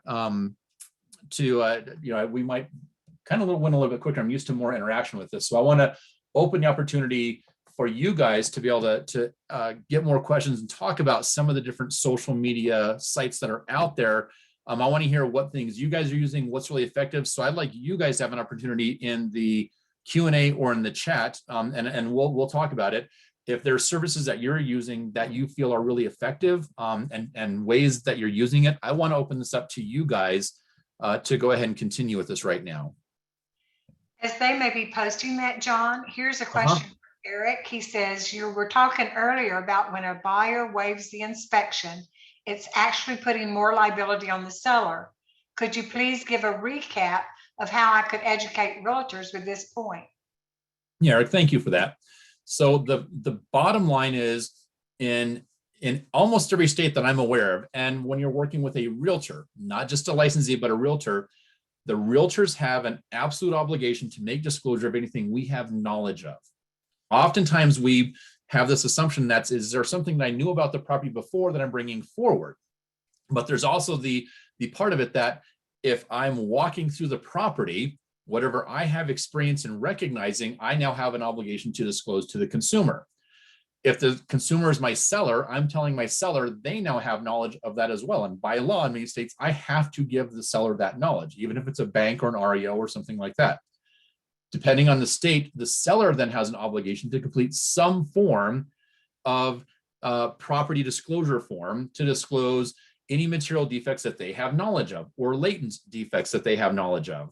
Now that might be environmental issues. It might be, was there a smoker in the house? Is there, we've got the obvious ones like lead-based paint. Do they have previous reports? Had they previously done a radon test or a lead-based paint test or anything like that? Any reports of that nature? And what it comes down to is, if the seller could be shown to have reasonably had knowledge of something that didn't end up on that form, and then the buyer wasn't given the opportunity to do an inspection to verify what was or was not maybe put on that form for the buyer to have their own investigation of it. So if the buyer waives that investigation, then the seller is 100% liable for what may have been missed on their seller's property disclosure form, because the buyer is purchasing the property based solely on the representations made by the seller and the broker. So if you're able to convey, there's some danger in not allowing buyers to go through this and do this, because you're basically, the buyer's buying it based on what you as the broker are saying and what representations the seller's putting on the SPD. So if either one of you didn't put something, your seller could still be on the hook for that in the future. Doesn't matter if you have one offer or 50 offers, your seller has that liability. Are you comfortable with that? That's one of the best ways that I found to approach a broker is, when you show me where I have liability exposed to something, or where my consumer is going to have liability exposed to something, I'm going to take more steps to make sure that we're being protected. So let's kind of go through here. So thoughts on a YouTube page, Paul? I think that having a YouTube page is great. You can do longer videos. If you're going to post something over, I want to say 30 minutes or something like that, you have to actually have a, it's like a verification process to show that you're actually who you say you are. So if you're posting longer videos or sessions, or if you, again, one of the things I think are great is if you guys can do a panel session. So if you want to pull in and bring in a couple different brokers and do something on Zoom, or bring in an attorney and market it to like the realtor association in your area to talk about liability of disclosure and defects and inspections and the value of those things, and actually have like a panel of people and then record that session and put it on YouTube. Those are great. I mean, I did one 7-8 months ago with the director of our real estate commission for our state. I also brought in legal counsel for the realtor association for our state. We're talking about like brokers using transaction coordinators. It's an ancillary service. It's a 90-minute conversation. It is painful to watch. Like if I go back and watch it, it is painful to watch. Yet I've had over 1,000 views of that full 90-minute thing, and I've generated 250 calls from it. That's not a bad return, right? So I think having it out there is good. The more you do, and I also say, the more you do these things, the better you will get. You guys need to know that your first like 5, 10, 15 videos, I think the best way I can describe them is that they're going to suck, and they're probably going to be boring, and you're going to be awkward, and you're going to be uncomfortable, and that's okay. It takes a lot to get used to seeing yourself and hearing yourself and just being comfortable doing that. And then your personality will come through, and you'll start to figure out the areas where you can have a bit more fun and use some, use some interaction. When I'm teaching and I want to kind of set the tone right away, in my classes, and I'll show you guys really quick. When I'm going through my stuff for a class, I've got videos that I incorporate, but I'll set my background. Like I'll talk about, in class, you have to have your cameras on. So, when your cameras are on, please make sure that you're aware that if you have, anybody that, might be in your house, coming up behind you, or, you don't, if you got to use the restroom, you can leave your iPad at home. Like I don't have to go in the bathroom with you. So, I'll use little tools like that just to, so I'm going to take that one off now. Just to, to kind of lighten the crowd, kind of get people more engaged and to talk about things that we've got going on. And so you can use different tools like this. There's a system called it's MMHMM that we were talking a little bit while ago with Miranda and Brenda with InterNACHI. And for you guys, that's something where you can do sort of your video walkthrough, and then you can present it using this system where you're in a small circle down here, or you can sort of be in the background of it and have, just like I've got here, where I've got the background, and I can point out and say, so, when you're walking through the house, you'll notice like this ridge line on the roof right here is kind of weird. And so you can point things out like that and actively, interact with it rather than simply having a picture of the roof and trying to point something out and draw an arrow or to circle or doing something like that. You can actually sit here and point out and say, like, this ridge line across here tends to get a lot of snow load in this area, and so that might lead to the ice buildup or things like that, and it might push shingles up, and so whatever. You guys have opportunities to use different tools that are out there to really enhance your business. So using Snapchat, you can do live interaction. If they have Facebook and they have Instant Messenger, you can do live interaction. If you have FaceTime, you can do live interaction. If you have your phone or your tablet, you can go on Zoom and you can do a Zoom meeting with your clients. So again, you have so many ways of interacting live with the people without having them be in the home with you right now, which again saves time. You can record it. That helps save liability. And that way, when they say, well, he never said that, or she never said that, or they never said that, you can actually document, no, it was right here. And this is where I pointed out to you. And that's really reducing all of our liability across the board. So, so going back through, Alignable is, I don't know, is anybody using Alignable? And we're talking about Alignable, there's so many different services that are similar to Alignable as well. We've got Front Door, Front Porch, Next Door. You've got all the different providers lists that you can go on. You've got LinkedIn, and there's so many different professional referral networks to go to that we can lean on. Those are great, but then you have to reach out and actually have consistent posts and consistent, whatever one you're using, you have to consistently use that and reach out to people to maintain those communications. Any social media format that you use, if you simply do like one post every once in a while, it's not going to be effective. My YouTube page only has a couple of posts on it or a couple of videos on it because I use it as a secondary reference. It's not something I use for marketing my business. When I'm marketing my business, I have a whole separate set of tools that I use to generate business for myself.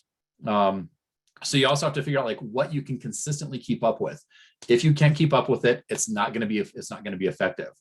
So you also have to get in the habit of doing like 1, 2, 3 posts a day of different things, just to kind of so that it stays active and you stay high on people's lists. So how soon did you hear about liability? How soon do we hear about liability? This is always an interesting question. Every state has a different statute around, and I just forgot the term. This is bad. Statute of limitations. So how far into the future can somebody still bring a claim against me? And when it comes to non-disclosure of material defects, and when it comes to things that were missed that the seller should have disclosed or that the broker should have disclosed, and we didn't, and that wasn't reflected on the inspection, typically it's X number of years after the point of discovery. That could be 20 years from now. I might have a buyer who buys the property and is on it for 20 years. And then when they're going to resell the property, they start doing some remodel work, and they bought it remodeled on a fix and flip. And they discovered that there was a lot of things that were actually wrong with what they did that weren't to code, weren't done right, that weren't disclosed. And 20 years later, they can still come after the seller for those damages. So that's why I'm saying it's really important for people to understand when they're doing fix and flips, when they're trying to paint over things, when they're trying to cover things over to make it look pretty, they are taking on huge amounts of liability. So anything else? I'll keep this open for a few minutes. Just actually, I think we've got some more in the Q&A. You. Let's look at these. Touch base again on realtor requirements versus a broker liability. So every state, when you have a real estate license, you typically have different levels of license. It might be a salesperson's or a broker, or you'll have a broker associate and an employing broker. And so there's different levels of education that come with those, and responsibility. Typically an employing broker or a broker in many states is going to be the one that has other people working for them. So I would say if you're looking at who you want to contact, it would be the employing broker, the broker in charge. Again, every state calls them something a little bit different, and they're going to be the ones responsible for everybody underneath them. And you being able to reach out to them to say, look, I want to train you so you can train your people. You meet that one person, you just became a resource for all 50 or 100 people that work for them. The difference between a realtor and a licensee is sort of like being a licensed inspector versus being a member of InterNACHI. That's what it comes down to. When you become a member of InterNACHI, not just getting the license and being a licensed inspector, but you're a part of the trade organization. So you're holding yourself to a higher standard. If you want to become a master certified inspector, those are things that we have on the realtor side, where being a realtor, I have a separate ethical obligation. I have a separate education obligation that I have to work towards. And then on top of that, we can also get different designations based on do I do commercial, do I do international, do I do farm and ranch, like whatever it is, we have other designations the exact same way that you guys do. So it's very much along those same lines on that side. But a great way to get in front of a lot of people is to actually go directly to the Realtor Association, become an affiliate member, be an active part of that association, because what will happen is if I am newer and I don't have anybody, I'm going to reach out and see who is a member of our board or who's an affiliate member. And what we do with a lot of our associations is we'll actually bring in the affiliates and have them provide education and information. And you guys are kind of always top of mind for the groups that we work with. Nico, the periodic inspection interval shall be based on the expected rate of deterioration, correct? Think of what you do. Like I have some inspectors I worked with where they picked this up and they were doing it for homes. And then they started reaching out to homeowners associations like condos and townhomes. And they do an annual walkthrough to sort of look at deferred maintenance issues for the association to be able to get bids on, so that they know what they should be setting money aside for the next year. And that's become a huge business for a lot of inspectors, because in a lot of associations, they're relying on their handy person, or even like the board president, who may not have any understanding of those things. And a lot of the condos have like they have internal boilers for the whole system, or they have heating or cooling systems that are for the whole units. And so by having an opportunity to be able to expand your business into that area can be huge for some of you guys to jump in and get a different area. Initial inspection for general properties for a periodic inspection. Yeah, so Nico's just providing some additional thoughts for you guys. The inspections may be visual, closed sample inspections. Yeah, so thank you, Nico, for providing that. What was it? What was that app that you? Questionnaire. Yeah, so the app that I use to change my background like I'm doing today, this is just on Zoom. So when you're doing a Zoom meeting, when you look at and you guys all have this right now, when you're on a Zoom meeting where you've got the ability to add your video, to turn your video on and off, and it says stop video, there's a little arrow next to that. And if I click on the arrow, I have choose virtual background. So when I go there, and some of these are standard, it's just a part of the system, I can actually come up, and there's some that come with Zoom. So I can turn mine off. You guys can see I have a green screen behind me. I can blur whatever's behind me. So if I have somebody that walks behind me or something in my house, you can't see it. There's some standard ones that just come in the system. You know, they're kind of cool, you know, on whatever you guys want to do. For me, when I'm working geographically in different areas, I will actually bring in pictures, you know, from the different areas I teach in. So if I'm in Seattle, I can cover that. If I'm in Oregon, you know, this is Astoria. If I'm in Aspen, Colorado, you know, I've got pictures of Aspen. I've got pictures from Philadelphia. You know, so I actually kind of import and bring in a lot of the pictures I use from different parts of the country so that I'm actually relevant to where I'm teaching at. You guys can do the exact same thing. You can talk about, you can have different pictures of the home, or even bring in pictures and just load like the 5 or 6 pictures. So when you're having the conversation, you can kind of talk about what's going on. The other app that ties to Zoom or WebEx or whatever services you might have is called it's MMHMM. It's in beta. It's a brand new one that's coming out. And essentially what it does is it takes the camera that you have, or the camera system that you guys have in your system, and it allows you to kind of make yourself bigger or smaller, or you can have your picture as the background. So sort of like what I've got here, I can have the picture as my background, and I can walk through the property and kind of point different things out about the property as I'm going through it with the consumer. And again, so if you can have 5 or 6 different pictures of a property, you have that ability to walk through there. So let me see if I can give an example of that.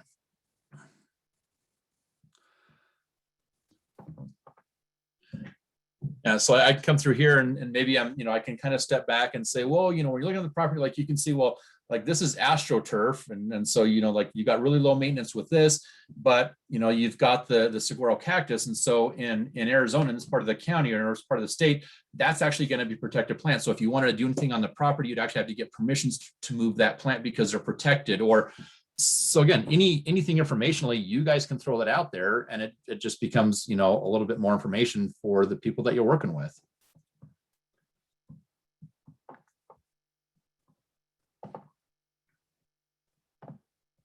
What about the app or website you mentioned where you can publish a video and send it out to multiple? So those are called list hubs, Hiram. So there's different services where you can, and again, and I think you might actually be able to talk to the folks at InterNACHI. They might actually have a service that they would recommend for you. But essentially I can have, depends on the service, maybe up to 10. So I can have Facebook, Instagram, Twitter, TikTok, my YouTube, any of those things. And if I go through and I put it in that one section, it will automatically post to all 10. You just want to make sure that all of those different formats that you're used are really branded in an effective way. So it doesn't matter which area I go to or where I see it at, I have your branding up there.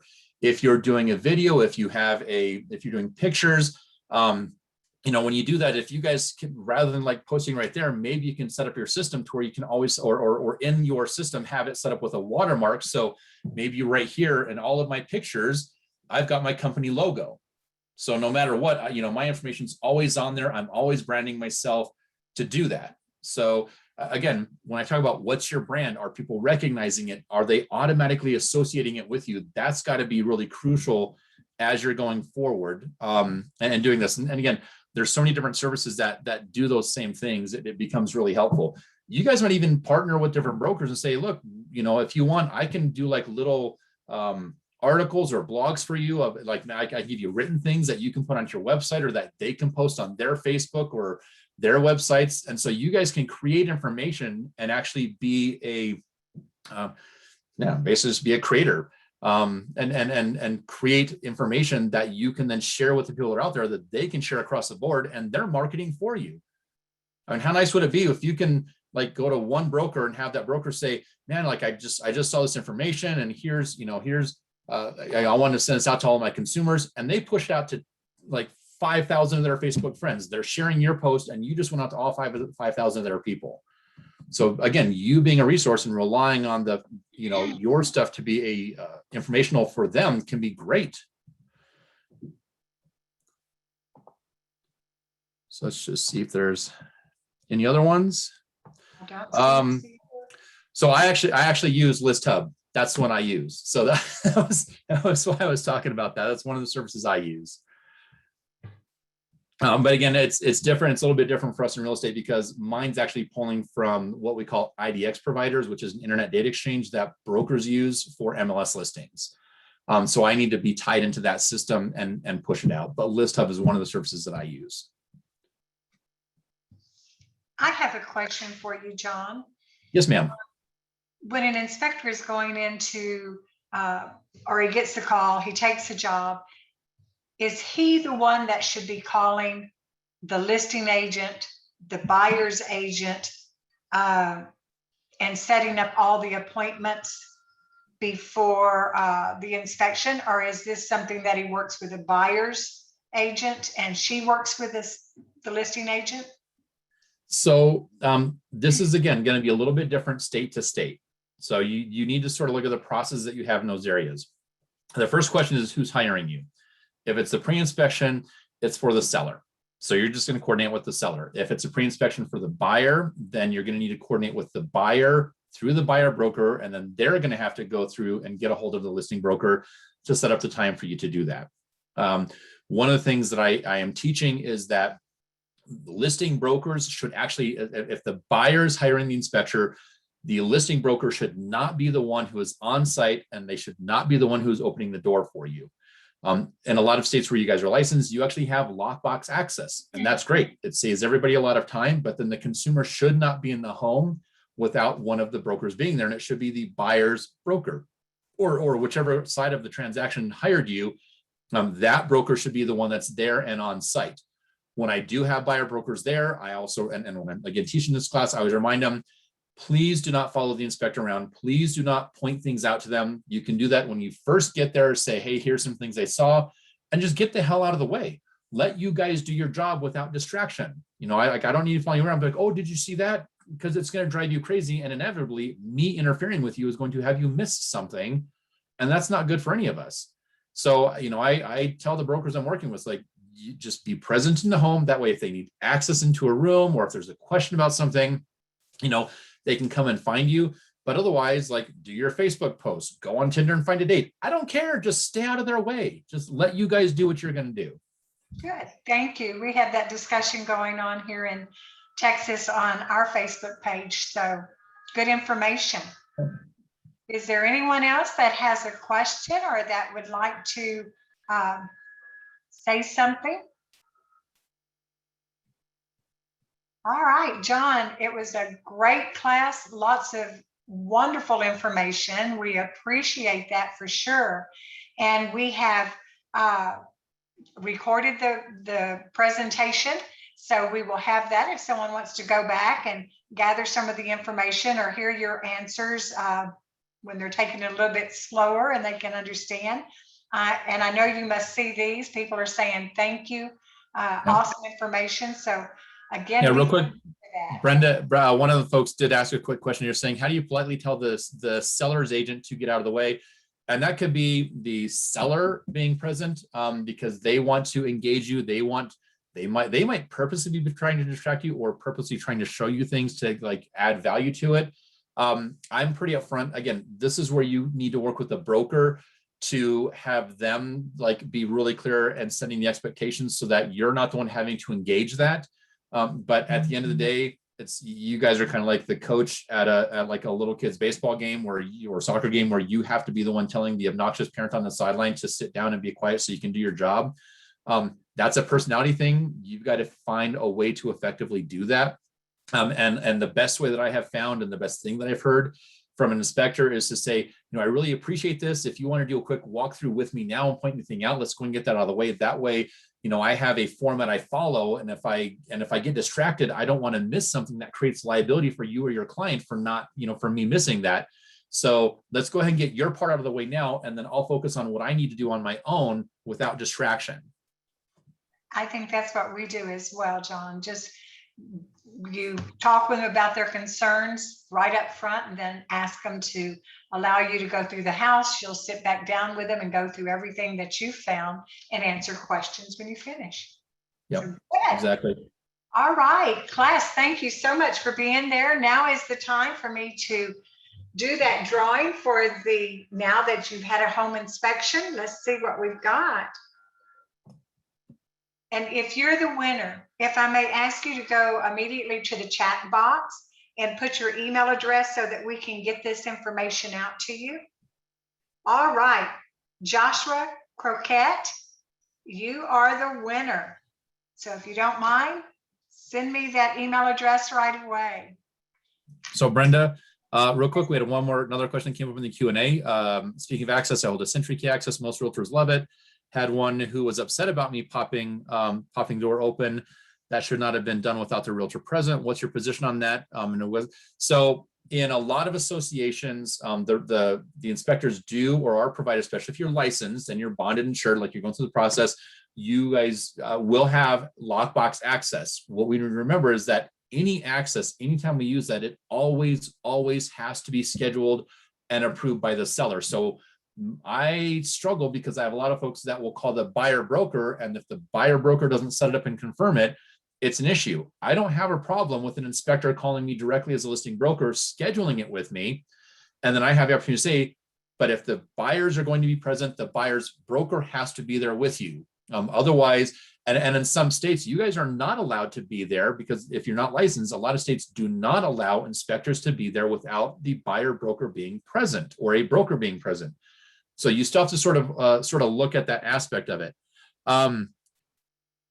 So yeah, I mean, if there's what I'd say is, if you look at NAR ethics, there's actually a separate part of that word that we do as newer brokers called Pathways to Professionalism, and it goes through that. But you can also reach out to the MLSs, and this is something that we don't usually have inspectors talk about. But go to the MLS, go to the board, whoever actually provides the lock boxes. Visit with them about what the rules are for who can be present, how that works, what are the processes for scheduling showings or inspections, and what happens if a consumer shows up, what happens if you get there and there's something weird. And then I would take that and again, do a little video segment on one of your social media sites, push it out there, and then you can be the educator for brokers on what they're going to now expect from their inspectors. So you can set the bar and really create those changes that you want to do for your whole industry by having it pushed by us. So again, just a lot of different ways of approaching things. All right. Well, thank you so much. I appreciate it. I was waiting on Joshua to send me his email address. I will go in here and look. But thank you, John, and hopefully we'll see you at the next conference. Yep, and Brenda, some of the folks were asking for my contact information. It should be in the registration. My email should be there. If you want an easy one, john@durango.net is one of the emails that I use. So john@durango.net. You can also Google me it's John Gillam, Gillam. I am based in Colorado. I work in Colorado and New Mexico, but I do teach all over the country. And you can always reach out to InterNACHI, Miranda and Brenda and those guys. I've worked with them for many, many years. They have my contact information. If what I've actually done with some of the different franchises and inspectors is we've actually worked with them and gotten classes approved in the States, and I will fly to where you guys are and do broker education and actually offer continuing education for the folks in your area. And you guys can sponsor those classes. So that's a great way for you guys to kind of get out there, get in front of brokers, and actually provide something that's of use for them as well. So just as a little side note, totally self-serving. Thank you very much. Yep. I appreciate it. Thank you guys so much. Have a good rest of the conference. Actually, I think we're done, aren't we? Is this the last We one? are done. Yes, sir. Man. All right. Well, I hope this is a great conference for all of you guys and or for all the folks that are on here. Hopefully we'll see you guys when we do the Pro Inspect conference live. And until then, we'll probably continue to do some more of these. So have a great afternoon and thank you for being here today. All right. Thank you. Thank you.